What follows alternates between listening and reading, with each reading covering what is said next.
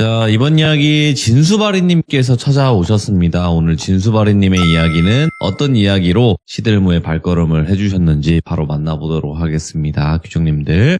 네, 여보세요? 진수바리님. 네, 안녕하세요. 잘 지내셨어요? 잘 지냈습니다. 요즘 또 많이 바쁘죠? 네? 많이 바쁘시죠? 네, 정신이 좀. 그래도 네. 좋은 일로 바쁘신 거니까 저는 너무나 좋습니다. 네, 저도 네. 감내하고 있습니다. 아주 좋은 길로 들어서신 거고요. 그리고 오늘 진수바리님께서도 이렇게 또 시들무에 와주셔서 감사드리고, 오늘 해주실 이야기 주제가 있을까요? 주제는, 아는 맛? 아는 맛? 네, 아는 맛이라서. 오. 그러니까 제가 이게 오늘 이야기 좀 네 번째 외국 에피소드가 될 것 같아요. 이야, 예, 요즘 외국 에피소드가 또 많아요, 생각보다. 자, 그러면 어떤 이야기일지 바로 출발을 해보도록 하겠습니다. 렛츠가! 길이십니다. 진수바리예요.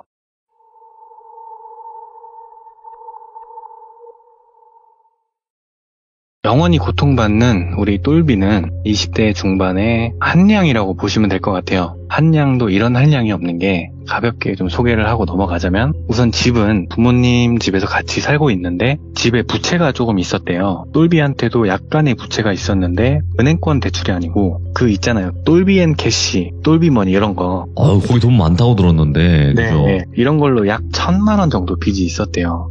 그런데 돈을 벌면 이제 이자만 딱 내고 나머지는 모으거나 이제 생활비 좀 쓰고 해야 되는데, 네. 노느라고 다 써버리는 거예요, 똘비가. 근데 이제 왜 한량이라고 표현을 했냐면, 이 똘비가 일을 자기가 기분이 나쁘면 그냥 그만둬버리고, 그냥 사소한 일 하나에 삔또가 나가서 그냥 그만둬버리고, 약간 이런 스타일인 거예요. 근데 돈은 필요하니까 똘비가 단기 일자리를 좀 알아봤대요. 근데 단기 알바도 약간 뭐랄까, 꾼들이 있대요. 단기 알바만 진짜 전문적으로 쏙 하고 빠지고 이런 진짜 꾼들이 있다고 하더라고요. 자리가 나면 귀신같이 가가지고 일하고 나오고. 그래서 똘비가 할 수 있는 일이 꽤나 좀 육체가 고된 그런 일밖에 없었다고 하더라고요. 그 중에 똘비가 사는 곳 주변에 아울렛이 하나 있었는데, 거기에 있는 스포츠웨어 브랜드 있잖아요. 거기 아울렛에서 행사를 하는데, 그 행사 기간 동안 사람이 몰리니까 단기로 충원을 하는 그런 일밖에 없었대요. 근데 똘비가 옷을 좀 좋아하다 보니까 재밌겠다 해가지고 가서 일을 시작을 했는데, 이게 생각보다 다리가 진짜 너무 아프더래요. 하루 종일 서 있어야 되고 감정 노동도 좀 해야 되고 하니까 나름 좀 보람은 있었던 게, 같이 일하는 사람들도 잘 대해주고 나이대도 좀 맞다 보니까 좀 친해지고 이렇게 됐는데, 그렇게 마지막 날 그 점장님이 네. 수고했다면서 단기 알바들을 모아가지고 회식을 좀 시켜줬대요. 삼겹살을 먹는데 똘비가 단기 알바하면서 좀 많이 친해진 형이 한 명 있었어요. 네.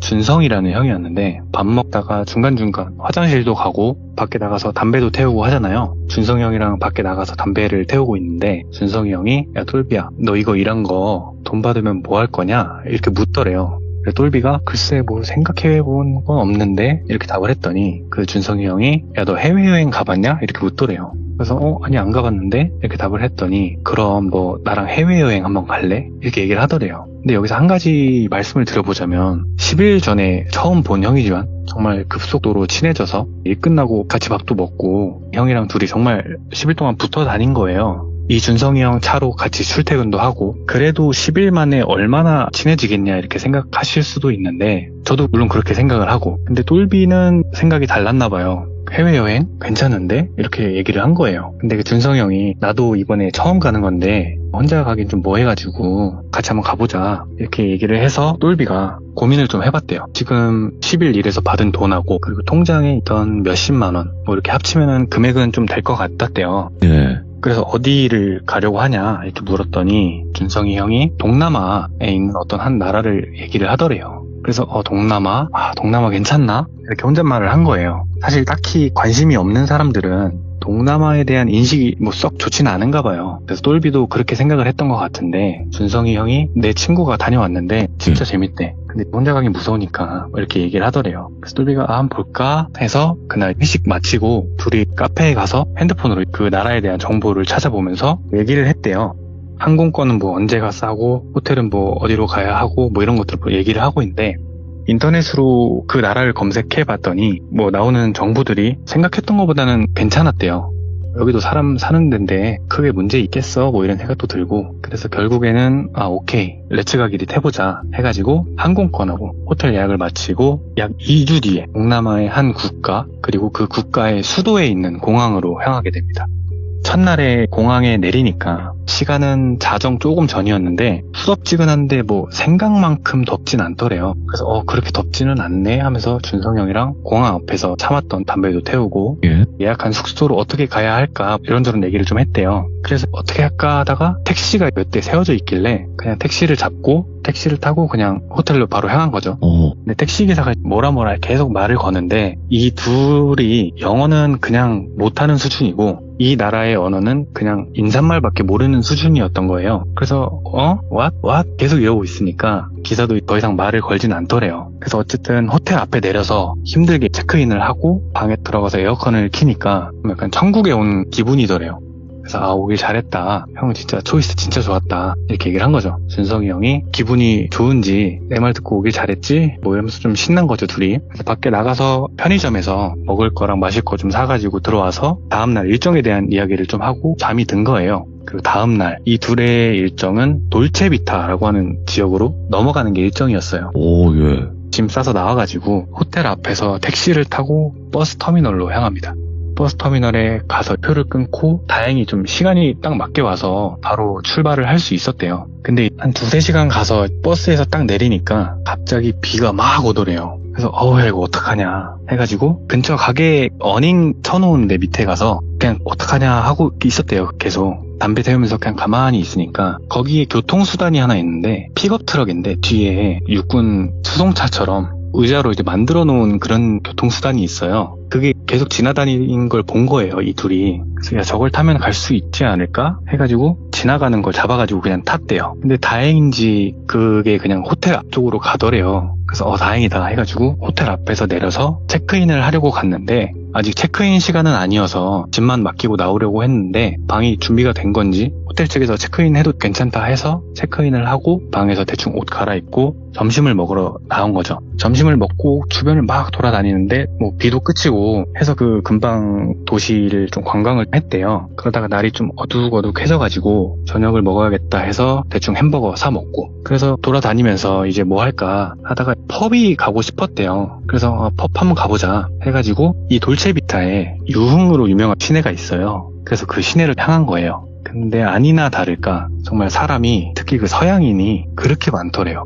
그냥 진짜 어깨 펴고 걸어가지 못할 정도로 사람이 많더래요. 그래서 여기가 찐이구나, 여기서 놀아야 되는구나 해가지고 그 거리를 돌아다닌 거예요. 어디 가게에 들어가고 이런 건 아니고 그냥 사람 구경하고 어디 가게가 좀 핫하고 뭐 이런지를 그냥 구경을 한 거예요. 근데 거기 호객하는 여성 직원분들이 많았는데 2명이 그걸 좀 피해 다닌 거예요. 무서워서. 이거를 왜 무서워하냐면 그 나라에 대해서 검색을 좀 해봤는데 직업 여성을 조심해야 된다는 말을 본 거예요. 직업 여성 전부 다 그런 건 아니고 정말 극소수 일부가 그런 것이겠지만 피해 사례들을 봤는데 일반인인 척 먼저 다가가서 같이 뭐 술 먹다가 나중에 보면 술값 폭탄을 맞는다든지 아니면 막 수면제 몰래 먹여서 지갑이나 막 귀중품 뜯어간다든지 뭐 이런 좀 피해 사례가 많이 있어가지고 직업 여성을 피해 다니려고 했던 거예요. 그래서 겁을 먹은 거죠, 이 둘이. 둘이서만 재밌게 놀자 이런 마음가짐인 거예요, 둘은. 근데 이 거리에는 그냥 척 봐도 직업 여성인 사람들만 보이는 거예요, 이 두 눈에.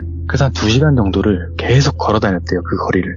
이러다가 날 새겠다. 마지막으로 한 번만 다시 돌아보고 들어갈 만한 데가 있으면 그냥 들어가서 놀자 이렇게 얘기를 하더래요, 준성이 형이. 그래서 똘비가 알겠다 이렇게 답을 하고 같이 다시 걷기 시작한 거예요. 그렇게 막 걷고 있는데 워낙 사람도 좀 많고 하다 보니까 같이 걷지는 못하고 앞뒤로 걸은 거예요. 근데 똘비가 앞에서 걷고 있었는데 저 뒤에서 준성이 형 목소리가 들리는 거예요. 바로 뒤가 아니고 좀 거리가 있는 듯한. 그래서 똘비가 뒤를 딱 돌아봤더니 준성이 형이 여성 2분한테 잡혀가지고 뭐 이러지도 못하고 저러지도 못하고 있는 거예요. 그런 상황에 똘비를 부른 거죠. 나 좀 살려달라 약간 이런 눈빛으로 쳐다보더래요. 똘비가 다가갔어요. 뭐야 왜 이렇게 물었더니 준성이 형이 얘네가 자꾸 같이 놀재 이렇게 얘기를 한 거예요. 그래서 봤더니 거짓말 안 치고 진짜 정말 아름다운 여성 2분이 준성이 형 양팔을 이렇게 잡고 있는 거예요. 똘비가 모르겠다 이렇게 답을 한 거예요. 그랬더니 그 여성 두 분이 똘비한테까지 와가지고 막 팔을 잡더래요. 같이 놀자고. 근데 계속 같이 안 가고 어물쩡 되니까 그 여자 두 명이서 자기 여권을 이렇게 보여주더래요. 그러면서 하는 말이 우리는 여기 사람이 아니고 다른 나라에서 놀러 온 여행객이다. 이상한 사람 절대 아니니까 같이 놀자. 너네 마음에 들어서 그러는데 같이 놀자. 이렇게 영어로 얘기를 하더래요. 뭐 어려운 단어가 아니어서 대충 이해를 했대요. 근데 진짜로 좀 어리둥절한 게 다른 나라의 여권을 보여주고 하니까 그게 진짜 같기는 한데 이게 뭐지? 왜 이렇게 이쁜 애들이 왜 우리랑 같이 놀려고 하지? 한 가지 얘기를 해보자면 이 둘의 외모는 정말 그냥 흔하디 흔한 그 정도의 외모예요. 본인들도 그냥 본인들이 흔한 정도라는 걸 알고 있어요. 근데 이렇게 이쁜 여성들이 같이 놀자고 하니까 이상하잖아요. 본인들 인생에서 여자가 먼저 다가와가지고 이렇게 말 걸고 놀자 했던 적이 없으니까. 그래서 속으로 내가 사실은 동남아에서 먹히는 얼굴인가? 이렇게 예. 생각을 했대요.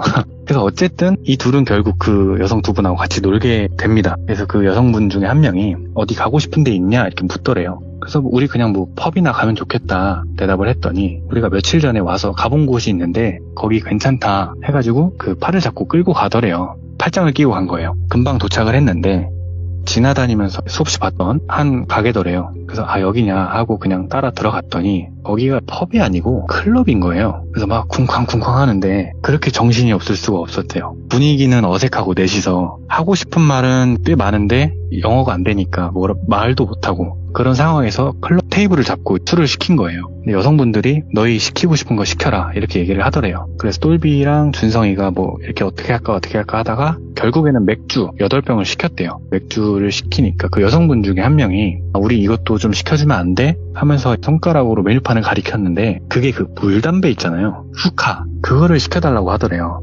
똘비는 그런 걸 듣도 보도 못했고 이거 안 좋은 약 아니야? 이런 생각을 했는데 준성이 형은 그걸 해봤는지 이거 뭐 위험한 거 아니야 이렇게 대답을 하더래요. 그래서 그냥 그런갑다 하고 금방 나온 맥주병으로 짠 건배도 하고 놀기 시작한 거예요. 아무리 영어를 못해도 뭐 Where are you from? 아니면 뭐 What's your name? 뭐 이런 건 다 알아듣고 하잖아요. 그래서 통성명을 하는데 준성이 형이 자기 이름을 준이라고 하고 똘비는 뭐 똘 이런 식으로 좀 영어 이름같이 이야기를 한 거예요. 그렇게 주고받으면서 맥주도 술이다 보니까 마시기 시작하니까 재미가 있더래요. 이 여성분들도 그냥 별 뜻 없어 보이고 점점 재밌게 놀기 시작한 거죠. 술도 다 마시고 그러니까 더 시키고 그렇게 클럽에서 한 1시간 반 정도 놀았대요. 그러다가 그 여성분 중에 한 명이 우리 다른 데 가자 이렇게 얘기를 하더래요. 그래서 어디? 이렇게 물었더니 좋은 데 있다고 가자고 하더래요. 그래서 취기도 조금 올랐겠다. 경계심도 조금 풀렸겠다. 겁이 조금 사라진 거예요, 이 둘이. 그래서 우선 클럽에서 똘비 준성이 형이 계산을 하고 거리 밖으로 나왔대요. 쭉 걸어가다가 오전에 탔던 그 픽업 트럭 있잖아요. 그거를 타고 또 어디론가 이동을 한 거예요. 그러다가 여기야 해서 내렸는데 그 거리하고는 조금 거리가 있어서 그런지 그 금방 조용하더래요. 시끄럽진 않더래요. 예. 근데 그 위치에 좀 큰 클럽이 하나 있었는데 그쪽으로 가더래요. 그래서 저긴가 보다 해서 클럽을 따라 들어갔더니 처음 간 데하고는 조금 분위기가 다르더래요. 조금 더 어둡고 구석 같은 데에서 이제 뭔 짓을 해도 모르겠다 싶을 정도로 좀 다크했대요. 좀 뭔가. 아무튼 들어가서 자리를 잡고 주문을 하는데 이번에는 그 여성분들이 이렇게 얘기를 하더래요. 여기는 우리가 사겠다. 뭐 먹고 싶냐? 이렇게 얘기를 해서 준성이 형이 우리 그냥 맥주 먹으면 된다 했더니 여성분 중 한 명이 맥주 말고 양주 먹자 이렇게 얘기를 하더래요. 그래서 메뉴판에서 양주 칸을 막 손으로 짚으면서 이걸로 할까? 뭐 저걸로 할까? 하는데 그 양주 값이 한두 푼이 아니잖아요. 클럽에선 특히 꽤나 비쌌대요. 그 금액이. 그래서 든 생각이 얘네 진짜 직업 여성 아닌가 보다 생각을 한 거죠. 직업 여성이라면 이런 양주를 살 리가 없잖아요. 그래서 아닌가 보다 하고 술이 나오고 계산을 해야 되는데 계산은 안 하더래요 그때. 그래서 여긴 뭐 후불인가 보다 한 거죠. 어쨌든 여자애들이 산다고 했으니까 그때부터는 그냥 경계심을 아예 놓고 논 거예요. 재밌게. 그렇게 시간이 좀 지나고 양주를 반 정도 마셨을 때쯤 여성분 중에 한 분이 갑자기 좀 엄청 취해 보이더래요. 이게 취한 척을 하는 건지 진짜 취한 건지 구분이 안 되니까 진짠가 아닌가 이렇게 반신반의하고 있는데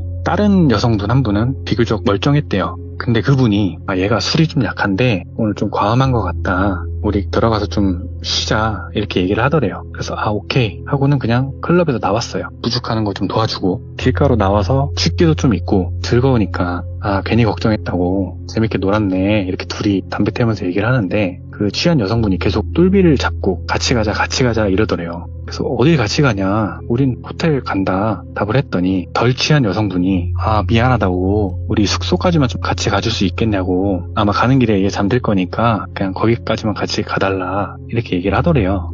그래서 그래 알겠다 해가지고 마침 지나가는 그 픽업 트럭을 타고 간 거예요.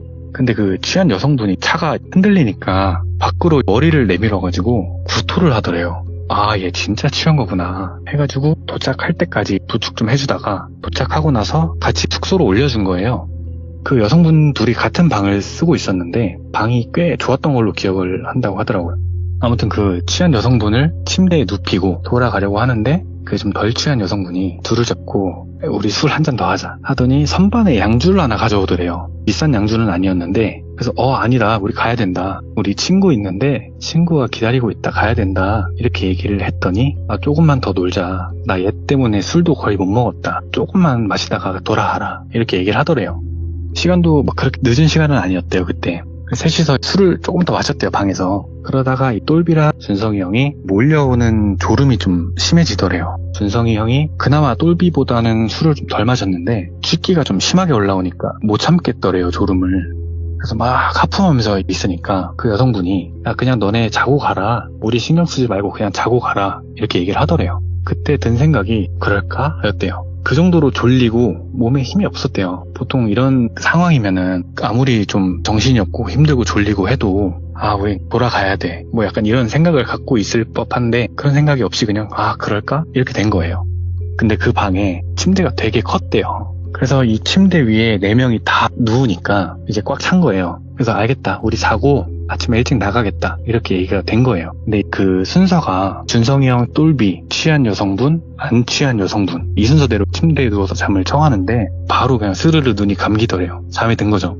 그러다가 똘비가 눈을 딱 떴는데 창문으로 밖이 보이잖아요. 근데 하늘이 해가 뜨기 좀 직전, 날이 조금 밝아오려는 그 시간쯤 돼 보이더래요. 그래서 다 6시쯤 됐나? 하면서 주변을 막 둘러보는데 그 본인이 잠에 들었던 그 환경이 아닌 거예요. 가만히 있으니까 등도 좀 베기고 뭔가 딱딱하더래요. 그래서 뭐지? 하면서 일어났더니 정말 낯선 방에 본인하고 준성이 형만 누워있더래요. 그 여성분들은 없고, 근데 방 안에는 정말 아무것도 없고 본인하고 준성이 형만 있었던 거예요. 텅 빈 방. 그래서 이게 무슨 일이지? 하면서 준성이 형을 깨운 거예요. 형 일어나봐, 형 하면서 깨웠더니 응? 하면서 천천히 눈을 뜨더래요.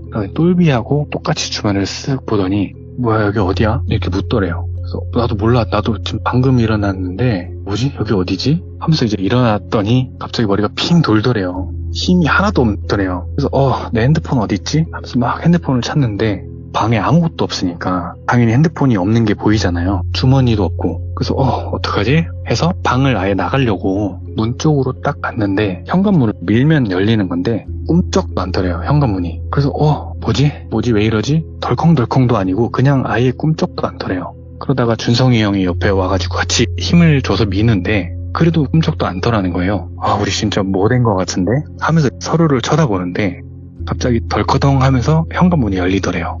그리고 나타난 게 한 남자였는데 머리는 사과란 머리에다가 그냥 척 봐도 굉장히 무섭게 생긴 얼굴이었대요. 근데 그 남자가 정말 다짜고짜 몽둥이를 꺼내더니 똘비의 머리를 냅다 후린 거예요. 그냥 으악 하면서 손으로 막으려고 하는데 그 맞는 순간에 벌떡 일어난 거예요. 그러니까 이게 꿈인 거예요. 그래서 진짜 무슨 이런 꿈을 꾸냐 하면서 앉은 거죠. 누운 자세에서. 기분이 진짜 더럽더래요. 주변을 둘러보니까 시간은 꿈에서 봤던 시간 정도였고 해가 뜰랑말랑하는 그 시간. 근데 잠에 든 환경하고 똑같더래요. 옆에 준성이 형 자고 있고 여자 둘도 자고 있고. 그래서 다행이다 하는데 되게 찝찝하잖아요, 뭔가. 그래서 안 되겠다, 여기 있으면 진짜 뭔 일 날 것 같다 싶어가지고 정말 조심스럽게 준성이 형을 툭툭 친 거예요, 깨우려고. 어깨를 이렇게 툭툭 치니까 준성이 형이 눈을 딱 뜨더래요. 그래서 왜? 이렇게 답을 하길래 형 화장실로 이렇게 얘기를 하고 화장실로 간 거예요. 정말 발소리도 안 나게 조심스럽게 화장실로 가서 준성이 형한테 속삭이듯이 형 여기 있으면 진짜 뭔 일 날 것 같아, 가자 이렇게 얘기를 했더니 준성이 형이 그냥 바로 수긍을 하더래요. 그럼 짐만 빠르게 챙겨서 나가자 이렇게 된 거예요. 근데 지금 옷 입은 상황이 준성이 형이랑 똘비가 뭐 더워서 그랬는지 잠결에 윗옷을 벗었대요. 그래서 바지만 입고 있는 상태였고 조심스럽게 쓱 가가지고 소지품들이랑 티셔츠랑 쓱 챙겨가지고 옷도 안 입고 신발도 안 신고 그냥 손에 들고 현관문을 천천히 열어가지고 문이 딱 닫히자마자 그냥 냅다 막 뛴 거예요. 옷 입고 신발 신고 한 거예요. 그러면서 그래서 그 숙소가 안 보일 정도로 말도 없이 그냥 막 달렸대요. 그러다가 어느 정도 안 보이고 해도 좀 뜨고 하니까 잠깐 멈췄대요. 그랬더니 준성이 형이 야 근데 쟤네 여행 왔다고 하지 않았냐? 이렇게 얘기를 한 거예요. 그랬지? 이렇게 답을 하니까 근데 여행 온 애들이 무슨 호텔이나 뭐 숙소를 잡은 것도 아니고 저거 진짜 집 같지 않았냐? 이러더래요. 근데 생각을 해보니까 그렇더래요. 보통 숙소 가면 뭐 체크인을 할 수 있는 데스크 뭐 그런 게 있고 항상 상주하는 직원이 있잖아요, 건물에. 근데 그런 것도 없었고 그냥 그 방이 정말 사람 사는 집 같았대요. 그 생각을 하고 나니까 뭔가 하나둘씩 이상했던 게 생각이 나는데 어제 두 번째로 갔던 클럽에서 그 양주 있잖아요. 그거 계산을 안 했어요. 주문할 때도 계산을 안 했고 나올 때도 계산을 안 했어요. 그리고 취해서 여자들 숙소로 갈 때 탔던 픽업 트럭 있잖아요. 그것도 계산을 안 하고 탄 거예요. 이거 진짜 이상하다 하면서 막 이야기를 하면서 호텔 방향으로 막 걸어갔대요. 그런 와중에 해가 쫙 뜨는데 뭔가 위험한 상황에서 빠져나왔다는 생각이 드니까 긴장이 좀 풀리면서 몸에 힘이 안 들어가더래요. 그래서 이제 해는 떴지만 사람은 없고 차도 없고 걸어가야 하니까 한 20분에서 30분 정도 쭉 걸었대요. 그러다가 준성이 형이 아 맞다 이렇게 얘기를 하더니 핸드폰 있잖아요. 본인 거를 이렇게 꺼내더래요. 그러더니 내가 어제 자기 전에 이걸 켜놨거든 하면서 보여주는데 그 음성 녹음 있잖아요. 그걸 켜둔 거예요, 준성이 형이. 와, 그 취하고 졸린 와중에 그걸 생각을 했냐 이렇게 얘기를 하니까 준성이 형이 말하기를 아무리 뭔 짓 안 하고 그냥 잠만 자는 거라고 해도 좀 너무 불안했대요, 본인은. 그 상황이 이제 다음날 일어나서 뭔 일이 있을지도 모르고 몸에 힘은 없고 그래서 이거라도 해야겠다 싶어가지고 이제 틀고 잤다고 하더라고요. 아무튼 그 음성 녹음이 한 2시간 조금 넘게 녹음이 돼 있었다고 하더라고요. 한번 들어보자 해가지고 들으면서 이제 걷고 있는데 처음에는 뭐 코 고는 소리랑 바스락대는 소리 있잖아요. 그런 소리가 나오더래요. 그러다가 아무 소리도 안 나오니까 그걸 그냥 스킵하면서 넘겨가지고 아무 소리도 안 나면 또 넘기고 이런 식으로 들었대요. 근데 뭐 녹음 시간상으로 한 3-40분 정도에서 갑자기 사람 목소리가 들리더래요. 그래서 뭐지? 하는데 그 목소리 대화가 시작된 시점으로 찾아가지고 뒤로 돌린 거예요. 찾아서 들어보니까 그 여자 있잖아요. 좀 덜 취했던 그 여성분 목소리가 먼저 들리더래요. 그랬더니 그 사람이 그 취했던 여성을 깨우는 소리가 들리고 둘이 뭐 대화를 주고받고 하는데 한 3분 정도 대화를 주고받다가 그리고 다시 하는 뭔가 그런 느낌이더래요. 예. 근데 이게 외국어다 보니까 뭘 하는지 하나도 모르잖아요. 그래서 이게 얘네가 뭘 하는 건가? 그냥 자다 깨서 대화하는 건가? 근데 뭐 그럴 수도 있잖아요. 자다 깨서 한두 마디 할 수 있잖아요. 그렇게 생각을 하고 이제 호텔로 복귀를 했대요. 예. 실제로 잔 시간이 한 3-4시간 정도밖에 안 돼가지고 너무 피곤해가지고 이제 그날은 푹 자고 저녁에 나와서 그 어제 갔던 그쪽 말고 아예 반대편으로 가서 놀았대요. 시간을 좀 보내고 그 다음날이 됐어요. 이 돌체비타라는 지역에서 마지막 날이었대요. 다음날 오전에 수도로 다시 돌아가는 걸로 돼 있어서 좀 이르게 점심을 먹고 준비를 해서 선착장으로 향했대요. 어떤 작은 섬으로 향하는 일정이었는데 약간 휴양지 같은 그런 곳이에요. 바다에서 좀 놀고 하려고 선착장 쪽으로 가는데 날이 밝잖아요. 굉장히 좀 뜨겁게 내리쬐는 상황에서 선착장으로 막 털레털레 걸어가고 있었대요. 예. 인도가 조금 좁아가지고 준성이 형이 인도 위에서 걷고 있고 똘비는 인도 바로 밑에서 이렇게 걸어가고 있었는데 이 둘의 옆으로 차 한 대가 쓱 지나가길래 똘비가 슬쩍 인도 쪽으로 좀 몸을 비켜줬대요. 근데 그 차가 픽업트럭 있잖아요. 아까 말씀드렸던 그 교통수단 말고 정말 그 렉스턴 같이 생긴 픽업트럭 그런 차가 둘의 옆을 쓱 지나가는데 저 앞에서 멈추더니 도로에서 후진을 하더래요. 그래서 저거 뭐야 하는데 똘비하고 준성이 형 옆에 딱 서더래요. 그러더니 창문이 쓱 열리면서 똘비가 꿈에서 봤던 그 반삭했던 남자 있잖아요. 그 남자는 아니고 그 남자의 좀 비견될 만큼 무섭게 생긴 남자가 말을 걸더래요. 처음에는 뭘 하는지 모르겠어서 응? What? 이렇게 답을 하는데 손짓을 하더래요. 이리 와보라고. 그래서 똘비가 한 걸음 다가가려고 하는데 준성이 형이 뒷목 쪽 옷을 딱 잡더니 당기더래요. 그 똘비도 인도로 올라오게 됐는데 똘비가 놀라가지고 어우씨 왜? 하면서 뒤를 돌아봤더니 준성이 형이 좀 약간 기겁한 표정으로 저거 안 보여? 이러는 거예요. 그래서 뭐? 하면서 다시 운전석 쪽으로 고개를 돌려서 봤더니 그 남자가 핸들을 잡고 있는 반대손에 칼이 쥐어져 있더래요. 그래서 뭐야 하는데 도망을 쳐야 되잖아요. 근데 발이 안 떨어지더래요. 섣불리 움직였다가 갑자기 뭐 저 칼을 던질 것 같기도 하고 갑자기 글러브 박스에서 막 총을 꺼내가지고 쏘면 어쩌나 진짜 이런 생각에 완전히 그냥 얼어붙은 거예요. 그래서 왜 그러냐 이렇게 물었더니 그 남자가 칼로 똘비를 가리키면서 똘 그리고 준성이 형을 가리키면서 준 이러더래요. 그래서 불현듯 그 여자들하고 통성명을 했던 그 시간이 떠오르더래요. 왜냐면 이 나라에 와서 그 영어 이름을 밝힌 게 거기서가 전부였거든요. 이 무서운 사람이 우리 이름을 어떻게 알지? 이렇게 막 머리를 굴리고 있는데 그 남자가 피식 웃더래요. 그러더니 칼을 이렇게 돌리면서 두 명을 같이 이제 가리키는 걸 돌리면서 그러더니 럭키 가이즈 이러더래요. 럭키 가이즈 이렇게 말을 하더니 그냥 차를 출발하더래요. 그러니까 갑자기 다리에 힘이 쫙 풀리더래요. 그냥 그 길바닥 인도에 그냥 턱 주저앉은 거죠. 와 이거 뭐냐 대체 뭔 일이냐 이게 하는데 준성이 형이 야 우리 오늘 돌아가자 이렇게 얘기를 하더래요. 더 이상 이 돌체비타에 있기 싫었대요. 무서워서. 그래서 선착장으로 가던 길을 돌려서 바로 체크아웃을 하고 수도로 올라오는 버스를 타고 돌아온 거예요. 와. 지금 이 둘은 멘탈이 나가서 그날 달 호텔도 예약을 못했어요 지금. 근데 다음날부터 예약이 돼 있는 그 호텔로 찾아가서 체크인을 하려고 하니까 너네 체크인 내일부터다 이렇게 얘기를 하니까 그제서야 정신을 좀 차렸대요. 와 우리가 진짜 정신이 나가 있었나 보다. 근데 다행히 남는 방이 있어서 그날부터 그 호텔에 묵었다고 해요. 근데 아무리 다른 도시지만 그런 일을 겪으니까 밤이든 낮이든 좀 인적이 없고 이런 곳은 다닐 수가 없더래요. 그래서 한 이틀 정도는 거의 호텔에서 살다시피 했고 돌아가기 전날 저녁쯤에 야 수도가 더 크고 여기 구경할 게 더 많은데 우리 구경 하나도 못 해보고 어떡하냐. 우리 좀 겁먹지 말고 내일 하루만이라도 돌아다녀 보자 해가지고 부랴부랴 전날부터 돌아다닌 거예요. 그러다가 저녁에 사람 많은 번화가에서 한 술집을 갔대요. 거기서 뭐 이야기도 하고 주변 구경도 하고 하는데 테이블에 앉아있던 그 나라 사람들이 쓱 다가와서 묻더래요. 한국에서 왔냐? 그러니까 그렇다 답을 했더니 반갑다 We love Korea 이렇게 막 얘기를 하더래요. 그래서 막 건배를 제안하더니 짠 하고 술을 마시고 이렇게 쭉 얘기를 하는데 뭐 중요한 이야기는 아니고 그냥 이런저런 좀 시시콜콜한 그런 이야기를 좀 했대요. 그 옆 테이블하고 물론 번역기를 사용해서. 그러다가 나이대도 좀 비슷하고 거기는 남자 하나에 여자 셋이었대요. 총 4명. 그렇게 이야기를 좀 주고받다가 살짝 친해진 거예요. 그래서 아예 자리 합석을 해서 같이 놀고 있는데 갑자기 준성이 형이 이러더니 혹시 이거 해석 좀 해줄 수 있겠냐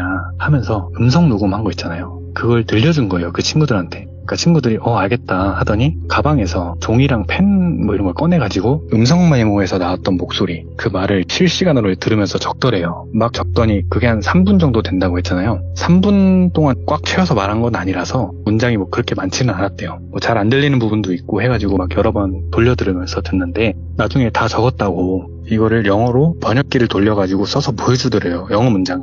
근데 이 둘이 영어도 모르니까 이 문장을 번역기로 돌려본 거예요. 내용이 정확하지는 않은데 제가 이 내용을 들은 대로 말씀드려보자면 처음에는 자는 사람을 깨워서 깜빡 잠들었다 하면서 두 사람이 평범한 대화를 한 거예요. 그러다가 나중에 한 명이 말해줬어? 이러니까 아까 자기 전에 연락해놨어 이러는 거예요. 그러니까 뭐래? 이러더니 7시에 온대 이렇게 얘기를 하더래요. 그러다가 얘네는 중국으로 가나? 이러더래요. 글쎄 모르겠네 하고 답을 한 여자가 이어서 근데 저번에 중국에 5명 보냈는데 아직도 돈 못 받았다고 이렇게 얘기를 하더래요. 그러다가 뭐 몇 마디 더 주고받거니 조금 얘기를 하다가 마지막에 조금 순화해서 말하자면 이 친구들 좋다고 자고 있네 이런 식의 문장이 있더래요. 그래서 그 뒤로 일단 좀 더 자자 이런 식으로 대화가 마무리가 돼요. 그 내용을 한 문장씩 번역해서 보는데 온몸에 좀 소름이 단계별로 돋더래요. 일을 당한 게 아니라 100% 확신하지는 못하지만 만약에 거기서 7시까지 자고 있었다면 어떻게 됐을까? 뭐 이런 생각을 하니까 조금 올라오던 술기운이 다시 싹 달아나더래요. 그래서 와 이러고만 있는데 내 친구가 근데 이거 뭐냐 무슨 내용이냐 이렇게 묻더래요. 그래서 얘기를 해줬대요. 돌체비타에서 우리가 겪은 일이다 하면서 이야기를 해줬더니 그 4명이 듣더니 와 너네 진짜 큰일 날 뻔한 것 같다고. 그래서 뭐냐 무슨 일이냐 이게 이렇게 물어봤더니 내 친구 중에 한 명이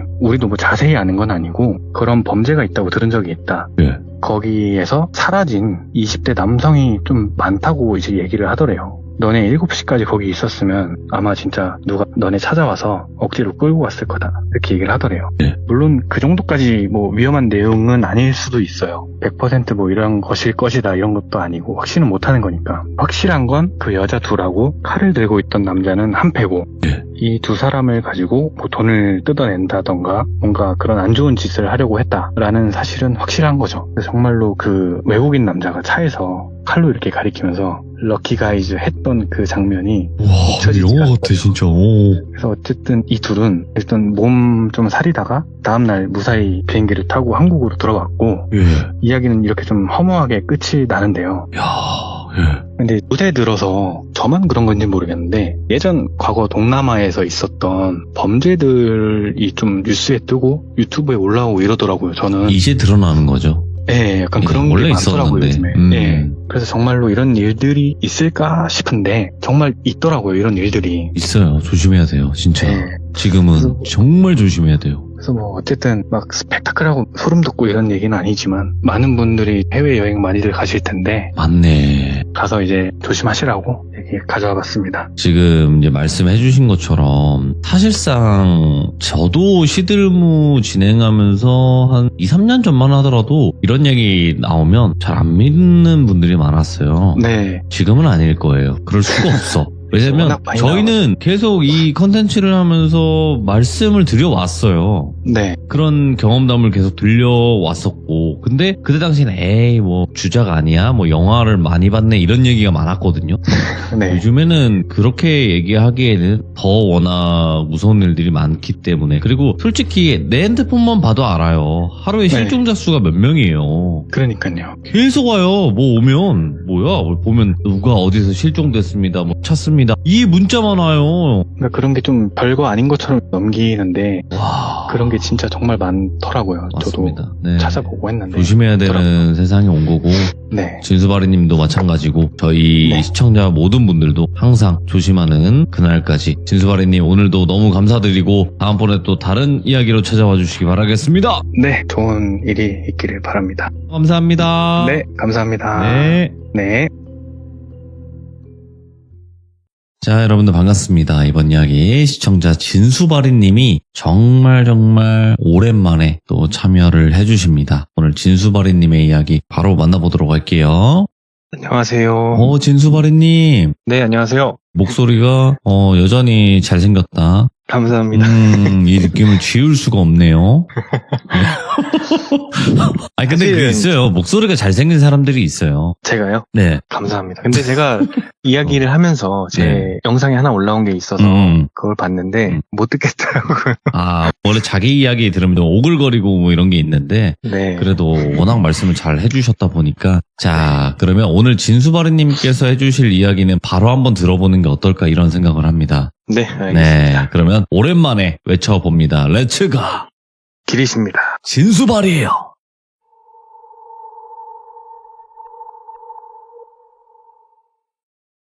오늘 이야기는 지인한테 제보를 받은 이야기인데 이야기의 주인공이 4명이에요. 근데 그 4명을 제가 다 알아서 이 이야기를 크로스로 검증을 받아가지고 정리를 해서 듣게 된 이야기가 있어가지고 가져왔는데 좀 무섭다기보다는 기묘하고 재밌는 이야기여서 한번 가져와 봤어요. 예. 이야기를 시작해보자면 시기는 20년 조금 안 된 이야기고 이때 똘비라고 하는 고등학생이 있었어요. 이 똘비 같은 경우에는 공부를 잘하는 친구는 아니었고 친구들하고 몰려다니면서 일탈도 좀 하고 놀러 다니고 이런 거 네. 좋아하는 친구였어요. 이야기의 시작은 학년은 뭐 말씀 안 드리고 2학기 중간고사 전날에 시작이 되는데요. 보통 공부랑 담 쌓은 거 아니면 시험 기간에 벼락치기라도 공부를 하잖아요. 근데 똘비도 벼락치기로 공부를 하려고 짝꿍한테 교과서를 빌려가지고 시험 범위 체크를 하고 선생님이 이거 무조건 시험이 나온다라고 했던 것들 형광펜으로 체크도 하고 이렇게 공부 준비를 하고 있었는데 똘비의 가장 친한 친구인 민재가 옆으로 오더래요. 그래서 야, 왜 너 답장 안 하냐? 이렇게 묻더래요. 근데 똘비가 이때 당시에 핸드폰을 어디선가 떨어뜨려가지고 고장이 나가지고 핸드폰을 못 쓰고 있었다고 하더라고요. 그래서 나 폰 고장 났잖아 이렇게 대답을 했더니 민재가 아니 오늘 우리 집에서 밤샘 공부 어떠냐 이렇게 얘기를 하더래요. 근데 그 얘기를 듣는데 똘비도 좀 땡긴 거죠. 친구하고 같이 공부하면 재밌을 거고 혼자 공부하면 또 심심하고 하니까 그래서 그 민재한테 핸드폰을 빌려가지고 어머니한테 전화를 해서 외박 허락을 받은 거예요. 예. 그래서 재밌겠다 하면서 학교가 끝나기를 기다린 거죠. 학교가 끝나고 버스를 타고 민재가 사는 동네로 와서 PC방도 좀 갔다가 친구들 동생들하고 모여서 이야기도 하고 그렇게 좀 시간을 보낸 다음에 날이 좀 어두워지니까 배고프다 해가지고 식당에서 저녁을 먹었대요. 저녁을 먹고 소화시킨다고 밖에서 막 걷고 있는데 갑자기 그냥 좀 쎄한 느낌이 들더래요. 똘비가 뭐 이상한 걸 보고 이런 건 아니고 그냥 갑자기 좀 그런 느낌 들 때 있잖아요. 소름 끼친다거나 좀 쎄하다거나 그러니까 갑자기 좀 무서운 영화가 땡기더래요. 그래서 민재한테 야 우리 무서운 영화 볼래? 이렇게 물었더니 민재가 와 개 재밌겠다 해가지고 민재 동네에 유일한 DVD 대여점으로 향한 거예요. DVD 대여점으로 들어가서 공포영화 쪽을 이렇게 보고 있는데 영화 하나가 눈에 딱 들어오더래요. 그래서 야 이거 어떠냐 하고 물어보니까 그 영화가 뭐 아실 분들은 다 아시겠지만 착시날이라는 영화였어요. 딴딴딴딴딴딴딴 그거요. 네, 벨소리가 되게 공포스러운 그런 영화잖아요. 그렇죠. 간단하게만 설명드리자면 등장인물들이 저주에 걸려가지고 본인 핸드폰 번호로 전화가 오는데 그걸 받으면은 며칠 후에 본인이 죽는 그런 장면이 녹음된 그런 음성 메시지가 들리고 실제로 그렇게 죽음을 맞이하는 그런 영화예요. 벨소리가 워낙 유명해서 영화는 몰라도 벨소리는 아시는 분들이 많으실 거라고 생각을 해요. 근데 DVD 케이스를 보면 앞에는 포스터가 있고 뒤에는 짤막하게 내용이나 이런 문구들이 있잖아요. 문구들이. 그래서 민재가 그걸 읽어보더니 괜찮겠다 재밌겠다 해가지고 그 영화를 빌린 거죠. 그래서 마트에 가가지고 영화를 보면서 먹을 과자나 뭐 이런 것들 사가지고 집으로 와서 영화를 보려고 하는데 민재가 동생이 있어요. 윤재라는 동생이 있었는데 윤재 친구인 준성이가 민재 집에 있었던 거예요. 그래서 넷이서 같이 영화를 보기 시작한 거예요. 다른 분들은 어떠실진 모르겠는데 저는 착시나리 영화를 진짜 재밌게 봤거든요. 예. 근데 그 네 사람도 영화를 진짜 재밌게 봤대요. 여운이 남아가지고 영화에 대해서 계속 얘기하다가 집 밖으로 나간 거예요. 밖에서 노는 게 더 재밌잖아요. 그래서 나갔는데 마을 동네 여기저기 돌아다니다가 민재가 핸드폰으로 막 이것저것 막 만지다가 착시나리 벨소리를 다운받은 거예요. 지금은 벨소리를 만들어서 쓰는데 그때 당시에는 네이트나 뭐 어디 들어가서 돈 주고 구매를 했었어야 되거든요. 근데 그게 일반적인 시대였던 거죠. 그 착시나리 벨소리를 어디서 찾아가지고 구매를 한 거예요. 그래서 같이 있던 세 사람한테 들려준 거죠. 그러니까 깜짝 놀라가지고 뭐냐 벨소리 샀냐 실제로 들으니까 막 더 무섭다 뭐 이런 반응들을 보인 거죠. 근데 민재가 야 우리 게임 하나 할래? 이렇게 얘기를 하더래요. 그래서 무슨 게임? 이렇게 물어봤더니 저기 마트 뒤쪽에 뒷산이 있잖아. 거기 가서 이거 핸드폰을 숨겨놓고 전화를 하는 거야. 그리고 한 명씩 그 벨소리만 듣고 전화를 찾는 거야. 전화기를. 이렇게 얘기를 하더래요. 세 사람은 그걸 듣는데 무섭기도 하지만 좀 재밌을 것 같았대요. 그래서 이 네 명은 마트는 가봤어도 그 뒤에 길로는 가본 적이 없었어요. 뒷산이 있는 것만 알고 이 동네가 암묵적으로 경계가 있는데 마트는 그 경계 끝자락에 있고 그 뒷길로 가는 그 순간 마을을 벗어나는 그런 느낌인 거예요. 그래서 평소에 가볼 생각을 못 하다가 이번 기회에 그쪽으로 가보게 된 거예요. 그래서 마트 뒤에 뒷산으로 향하는데 가게들은 다 닫았고 어둡잖아요. 그래서 마트 뒤편으로 가는 골목길로 향하는데 가로등도 없고 진짜 어둡더래요. 거기가 시골길이어가지고. 그러다가 뒷산 그 입구 쪽에 다다라서 올라가는 길이 하나 있어서 그쪽을 올라가기 시작한 거예요. 산이 그렇게 높지는 않은데 길이 막 이렇게 저렇게 꼬여 있어가지고 조금 올라가기는 했어야 됐다고 하더라고요. 그렇게 쭉 오르는데 민재가 앞에서 갑자기 딱 멈추더니 야 여기 괜찮은데? 이렇게 얘기를 하더래요. 그래서 세 사람이 핸드폰 불빛으로 비추면서 주변을 둘러봤더니 진짜 공포스럽고 막 그러더래요. 그때 민재가 찾는 사람은 저 아래서 기다리고 세 사람이 여기서 숨기자 하더니 갑자기 안 내면 진 거 가위바위보 이렇게 하더래요. 근데 거기서 똘비가 반응을 못 해가지고 똘비가 걸렸대요. 거기서 똘비가 혼자 저 아래쪽에 내려가서 기다리고 세 사람이 민재 핸드폰을 여기저기 돌아다니면서 숨긴 거예요. 똘비가 그 세 사람이 안 보이는 곳에서 혼자 서 있는데 네. 무섭잖아요. 그 야밤에 혼자 산에 있는 게 여기저기서 막 자기 쳐다보는 것 같고 몸이 막 달달달 떨리는데 그렇게 얼마나 있었을까. 세 사람이 내려와서 자 잘 찾아봐라 이렇게 얘기를 하더래요. 똘비가 세 사람을 뒤로 하고 길을 따라 올라간 거예요. 근데 천천히 핸드폰을 하나 받은 게 있어가지고 그거 불빛에 의존해서 올라가는데 예. 넷이 올라갔을 때랑은 비교가 안 되게 무섭더래요. 근데 여기서 한 가지 말씀 안 드린 게 있는데 똘비 핸드폰이 고장나서 민재가 예전에 쓰던 핸드폰 공기계를 받은 거예요. 이거를 너 써라 해서 준 거죠, 민재가. 그래서 그걸 갖고 올라간 건데 일단 핸드폰을 찾아야 되니까 언제 벨소리가 울리나 하면서 천천히 올라가는데 갑자기 그 벨소리가 어디선가 들리더래요. 어딘지는 모르겠는데 그 소리가 꽤 컸대요. 그래서 아, 근처에 있구나 하면서 막 주변을 둘러보는데 이게 좀 이상한 게 근처로 가서 어디선가 소리가 나면은 그 방향이 느껴져야 되잖아요. 예. 근데 그 방향이 아예 안 느껴지더래요. 어디서 나는지도 모르겠고 사방에서 나는 듯한 느낌? 그렇게 느껴지니까 조금 순간 어지럽더래요. 방향 감각이 없어진 것처럼. 그래서 머리를 막 이렇게 잡으면서 앞으로 천천히 걸어가는데 저 멀리에 아주 작은 불빛 하나가 보이더래요. 그래서 저건가? 하면서 이렇게 다가가는데 작게 좀 불룩 올라와 있는 지형, 오. 그 위에 작게 빛이 나더래요. 거기에 집중을 하면서 다가가니까 거기서 소리가 나는 게 맞는 것 같더래요.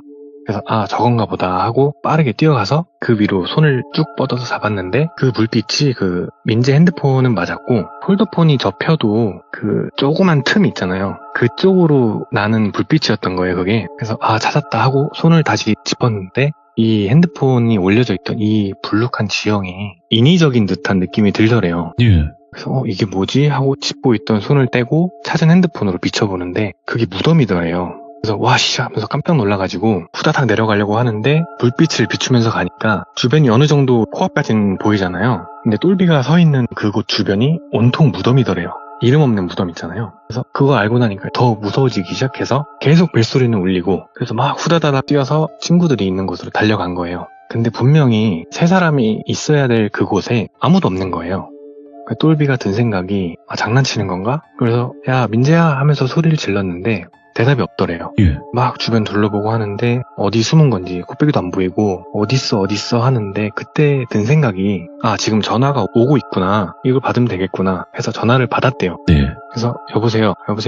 야 어디야? 이렇게 얘기를 했더니 민재 목소리가 들려야 되는데 목소리가 아니고 그 좀 이상한 소리가 들리더래요. 표현을 하자면 뭔가를 손으로 긁는 소리인데 굉장히 천천히 손톱으로 나무 판자 같은 거를 긁는 소리가 들리더래요. 그래서 야 너 어디야? 어디냐고 이렇게 얘기를 하는데 답은 없었대요. 그러다가 한 30초 정도 그 소리가 나더니 뚝 하고 끊어진 거예요, 전화가. 순간 짜증이 나가지고 그냥 내려가야겠다. 그래서 왔던 길로 몸을 돌려서 가는데 그때 뒤에서 야 똘비야 하는 목소리가 들리더래요.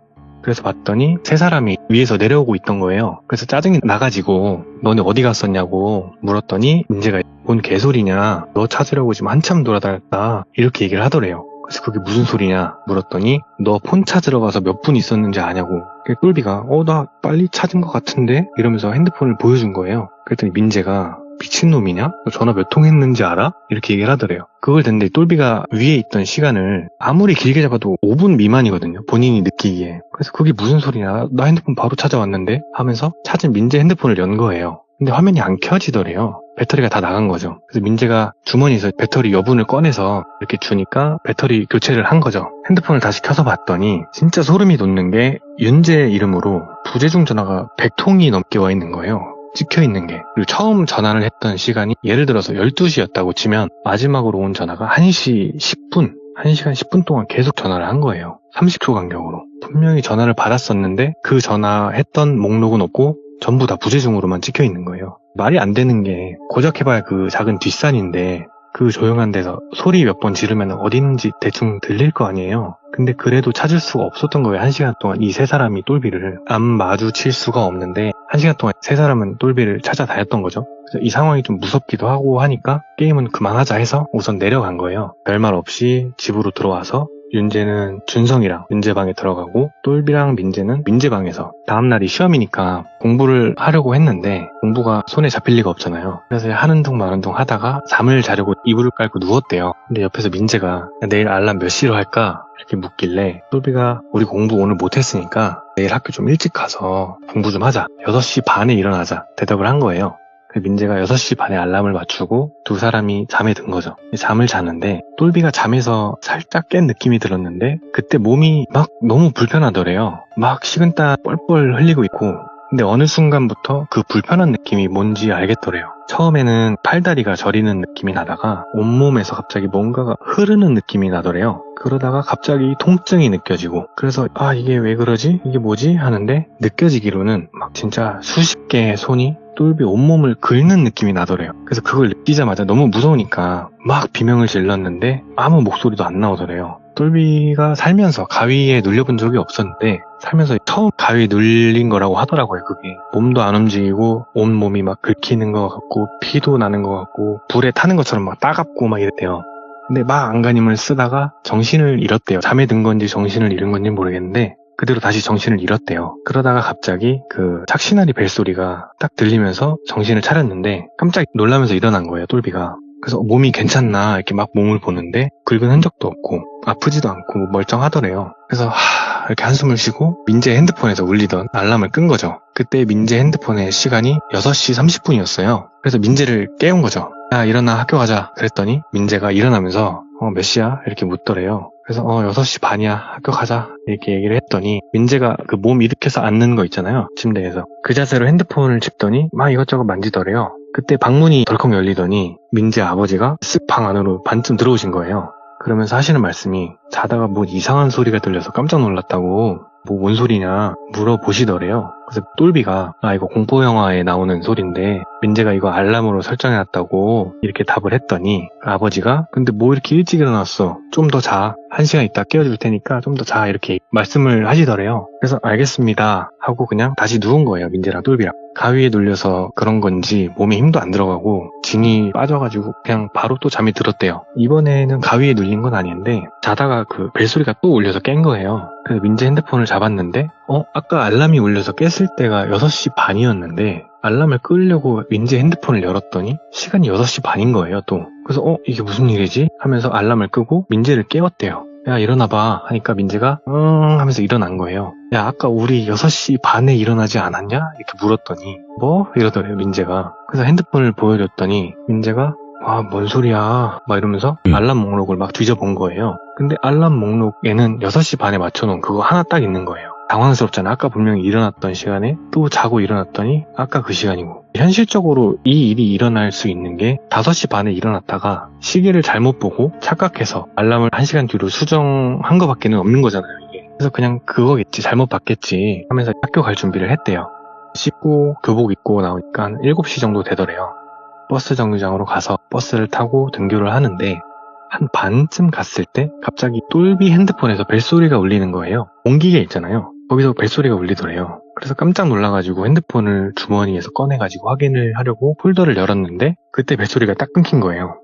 지금 이 핸드폰이 그 민재가 쓰던 공기계잖아요. 전화가 올 수가 없잖아요 사실. 그 민재가 옆에서 그거 알람 해놓은 거 아니야? 이렇게 물어봐서 확인을 해봤더니 알람 설정된 게 하나도 없더래요. 너무 소름이 돋아가지고 이게 무슨 일인가 하면서 멍하니 등교를 한 거예요. 교실에 앉아서 도대체 어제부터 이게 무슨 일인가 하면서 민재랑 이야기를 하는데 이게 왜 울린 거지? 하면서 그 똘비가 핸드폰을 열어보고는 민재한테 야 너 핸드폰 줘봐 이래서 그 양손에 핸드폰을 2개를 킨 거예요. 근데 시간이 7시 반이었는데 민재 핸드폰은 7시 26분 그리고 공기계 핸드폰은 7시 30분 이렇게 4분이나 차이가 나더래요. 예. 그래서 야 이거 뭐야 하면서 민재한테 보여주니까 민재도 깜짝 놀라서 교실에 다른 친구들이 몇 명 있었는데 그 친구들한테 폰 줘봐라 해가지고 확인을 해본 거예요. 다른 친구들 폰은 어떤가. 근데 유일하게 시간이 달랐던 그 핸드폰이 똘비의 공기계가 아니고 예. 민재의 핸드폰이 시간이 다른 거예요. 그래서 이거 왜 이러지? 해서 민재가 폰을 껐다가 킨 거죠. 그러니까 다행인지 시간이 원래대로 돌아왔어요.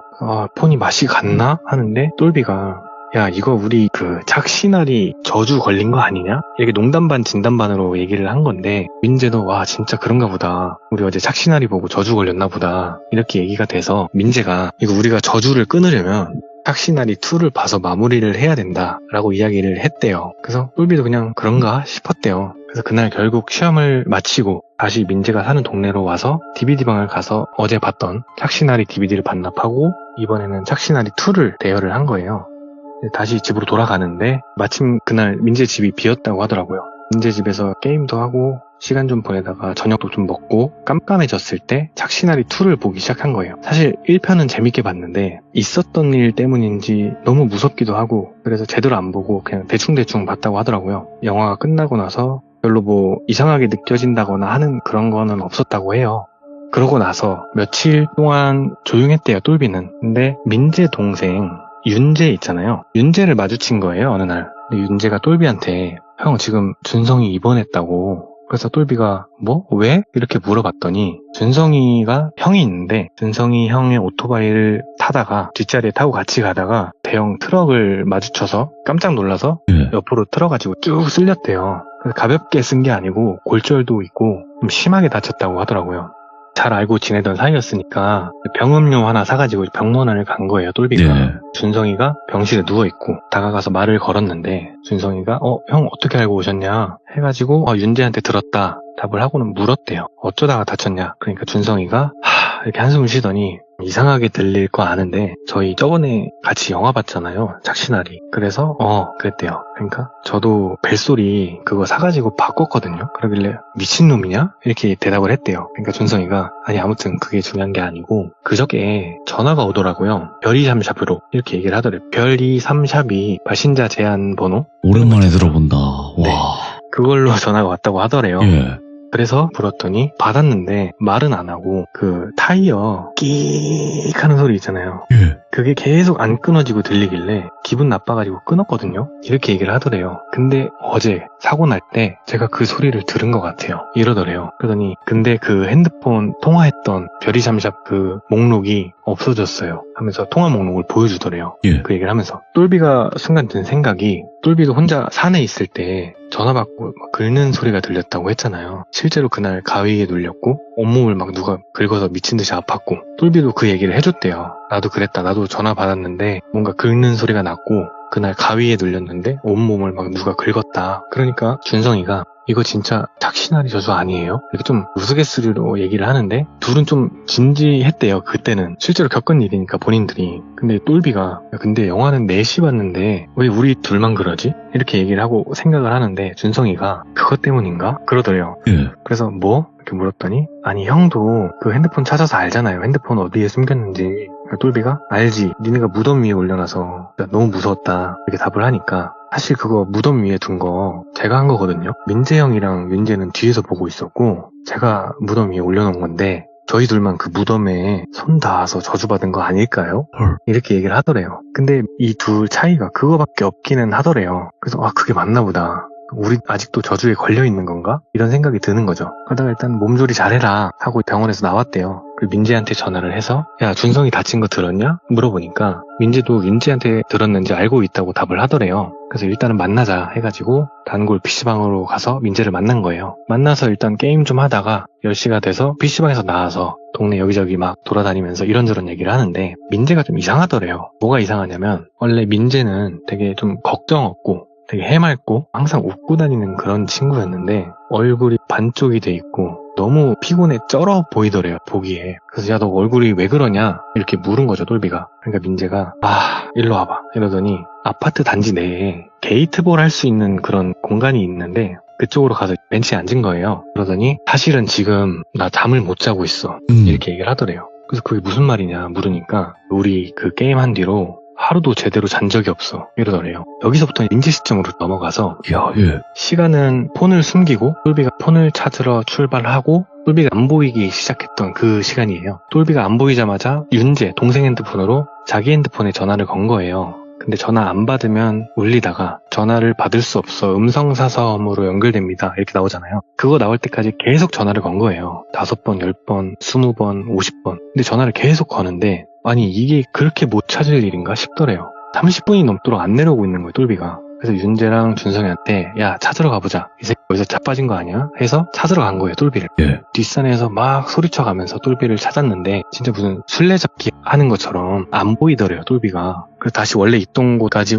돌아왔는데 그때 똘비의 뒷모습이 보인 거예요. 그래서 야 똘비야 하고 부른 거죠. 그렇게 1시간 만에 똘비를 찾고 집으로 돌아가서 씻고 잘 준비를 하는 동안에 그냥 기분이 너무 이상해서 벨소리를 지웠대요. 착신아리 벨소리를. 예. 그리고 알람을 6시 반에 맞추고 잔 거죠. 근데 자다가 막 벅벅벅 하는 소리가 계속 들려가지고 짜증이 나서 깼대요. 근데 똘비가 이불을 덮고 있는데 팔만 꺼내서 배랑 옆구리랑 막 온몸을 긁더라는 거예요. 꽤 열정적으로. 오호. 그래서 아직 뭐하냐 하면서 그냥 다시 잤대요. 근데 시간을 보는데 진짜 5분마다 한 번씩 깨서 그 벅벅벅 하는 소리를 또 듣고 또 자고 또 5분 있다 깨서 또 다시 잠들고 이게 반복이 된 거예요. 그러다가 어느 순간 좀 깊이 잠에 든 것 같았는데 똘비가 6시 반이라면서 본인을 깨운 거예요. 그래서 폰을 들고 시계를 봤더니 3시 반이더래요. 새벽 3시 반. 그래서 야 3시 반이잖아 뭐하냐 물으니까 똘비가 방문 쪽을 보면서 혼자 말을 하더래요. 아 이거 공포 영화에 나오는 건데 하면서 막 혼자 얘기를 하더래요. 야 너 뭐해? 물으니까 네 알겠습니다 하더니 갑자기 이불을 머리까지 휙 덮더니 그냥 다시 자더래요. 그때까지만 해도 민재가 느끼기에 똘비의 잠꼬대인 줄 알았대요. 잠꼬대 진짜 특이하다. 그리고 다시 잠에 들었는데 똘비가 깨워서 시계를 봤더니 6시 반이더래요 이번에는. 그래서 학교 가야지 하고 학교를 간 거였어요 그날. 그리고 그날 착시나리 2를 봤다고 했잖아요. 착시나리 2를 보고 제발 저주 좀 풀려라 하는데 똘비는 집에 돌아가고 민재는 집에서 잠에 들었는데 갑자기 그 핸드폰에서 벨소리가 울리더래요. 착시나리 벨소리. 분명 그 벨소리를 지웠는데 들리니까 너무 무섭잖아요. 그래서 뭐지 하고 핸드폰을 봤는데 똘비더래요. 똘비한테 공기계를 주긴 했지만 아직 개통은 안 한 상태였거든요. 얘가 어떻게 전화를 했지? 하면서 전화를 받았는데 아무 말을 안 터래요. 그래서 민재가 여보세요? 왜 말을 안 해? 이렇게 물었는데 몇 초 안 지나서 그냥 뚝 끊기더래요. 그래서 민재가 다시 똘비한테 전화를 건 거죠. 전화를 걸고 귀에 딱 대는데 지금 거신 전화는 고객의 요청에 의해 착신이 정지되어 있습니다. 이렇게 멘트가 뜨더래요.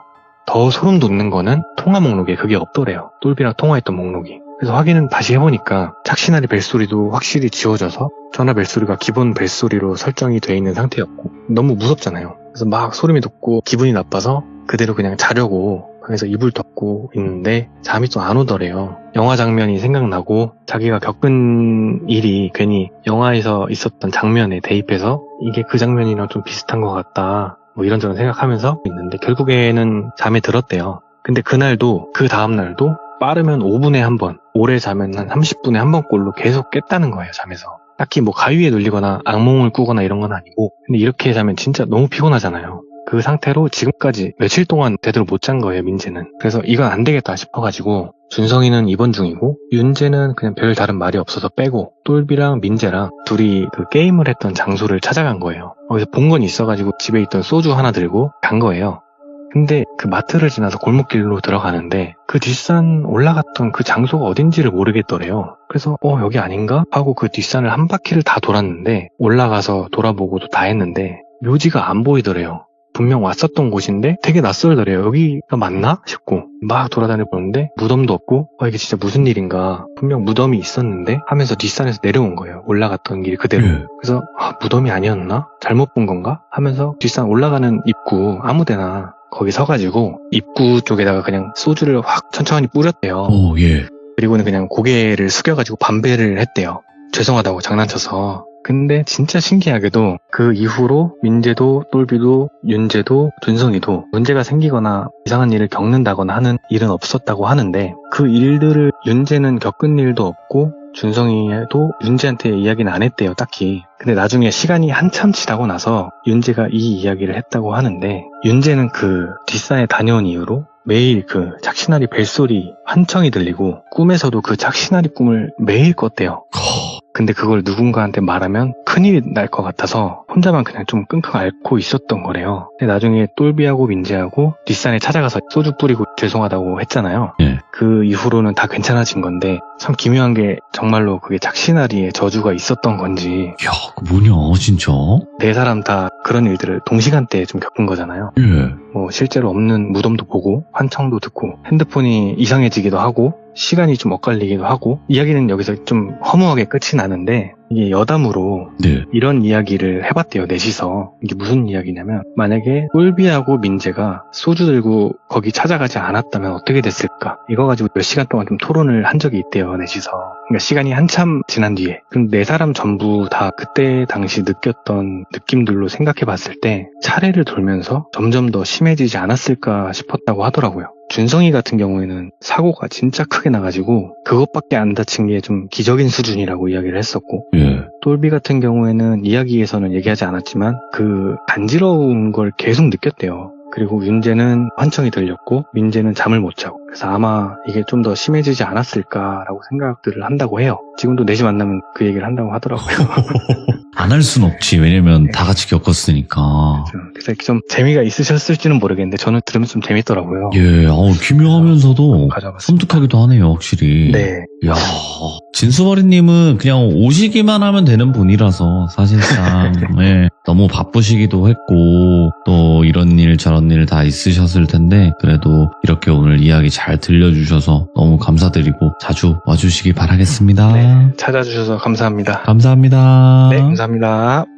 진수바리님께서도 조용조용하게 이야기를 너무나 잘해주시는 분이고 그리고 착시나리의 저주? 그거보다는 그 무덤과 좀 연관이 더 있을 것 같다라는 생각도 들긴 해요. 그리고 그 영화 자체가 사실상 우리가 공포 영화들이 굉장히 많지만 야 이건 진짜 귀신 들린 영화다 이런 영화들이 있거든요. 그렇게 칭송받는 영화들이. 그런 데에는 좀 그런 부정적인 기운도 분명히 있지 않을까라는 생각도 들면서 여러분들의 생각은 어떨지 굉장히 궁금합니다. 댓글로 꼭 남겨주시길 바라겠습니다. 감사합니다.